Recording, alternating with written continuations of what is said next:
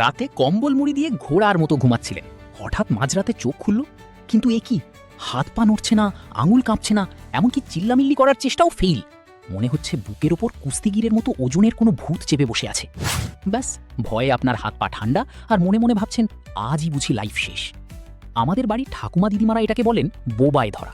ওনাদের মতে কোনো বোবা ভূত এসে রাতের বেলা আপনার গলা টিপে ধরেছে। কিন্তু আসল সত্যিটা শুনলে আপনি হাসবেন। ভূত টুত কিচ্ছু না ভাই, আসলে আপনার নিজের ব্রেনই আপনার সাথে একটা নোংরা ইয়ার্কি করেছে। আমরা যখন গভীর ঘুমে থাকি তখন আমাদের ব্রেন শরীরকে নিজে থেকেই লক করে দেয়, যাতে আমরা স্বপ্নের ঘুরে লাফালাফি করে খাট থেকে নিচে পড়ে না যাই। কিন্তু মাঝে মাঝে সিস্টেমে গড়বড় হয়ে যায়। আপনার শরীর তখনও লক হয়ে ঘুমাচ্ছে, অথচ আপনার চোখ আর ব্রেন হুট করে জেগে গেছে। মানে ফোনের ডিসপ্লে অন হয়ে গেছে, কিন্তু টাচ স্ক্রিন হ্যাং মেরে পড়ে আছে। আর ঠিক তখনই ঘরের অন্ধকার দেয়ালের ছায়াকে আমাদের ভয় পাওয়া ব্রেন ভয়ঙ্কর ভূত ভেবে ভুল করে। তাই পরের বার রাতে এমন হলে ভয় পাওয়ার কিচ্ছু নেই। মনে মনে বলবেন, ব্রেন মামা ইয়ার্কি বন্ধ করো আর জলদি লক খোলো। এবার কমেন্ট করে জানান এইরকম ভূতের চাবুক আপনিও লাইফে খেয়েছেন কিনা, আর বন্ধুদের ভয় দেখাতে ভিডিওটা এখনই শেয়ার করুন।